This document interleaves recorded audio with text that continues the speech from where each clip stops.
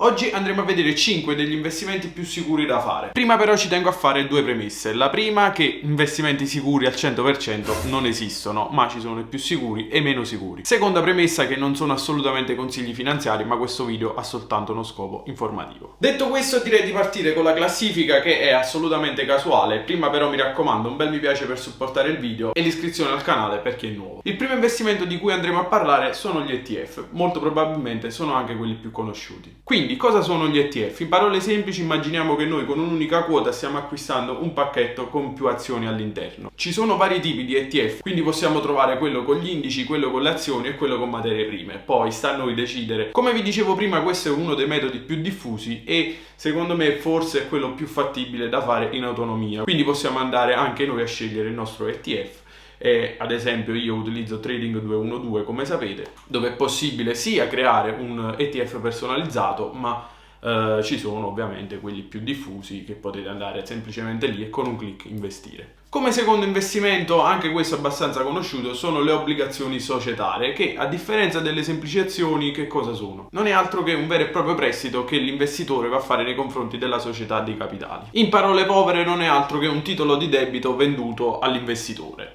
Terzo tipo di investimento. Parliamo del crowdfunding immobiliare. Il crowdfunding immobiliare è uno strumento che permette a più privati di investire nello stesso progetto immobiliare e ottenere un beneficio una volta che quell'immobile magari è stato venduto. Esempio, se c'è un palazzo ad esempio in fase di costruzione, ristrutturazione o comunque un progetto del genere, un gruppo di investitori andrà ad investire in questo palazzo. Una volta che il progetto verrà concluso e quindi questo palazzo, mettiamo caso, verrà venduto, chi ha partecipato all'investimento ovviamente avrà un piccolo ritorno. Quarto investimento da tener conto, i titoli di Stato. Acquistando un titolo di Stato, immagina che stai diventando creditore verso un intero Stato praticamente. Ovviamente anche qui ci sono i pro e i contro e bisogna sapere su quale Stato andare a puntare. Ovviamente se andiamo a puntare su uno Stato che è in forte crescita di sviluppo e tutto il resto, ovviamente il ritorno sarà veramente pochissimo. Mentre se invece puntiamo in uno Stato che magari non è in buono stato, scusate il gioco di parole, ovviamente il ritorno sarà molto più alto, ma allo stesso tempo l'investimento sarà veramente esposto a un rischio maggiore. Al quinto posto troviamo il robo-advisor. Che cosa sono? È molto probabilmente il meno conosciuto, almeno rispetto agli altri. Stiamo parlando di vere e proprie piattaforme di investimento automatico.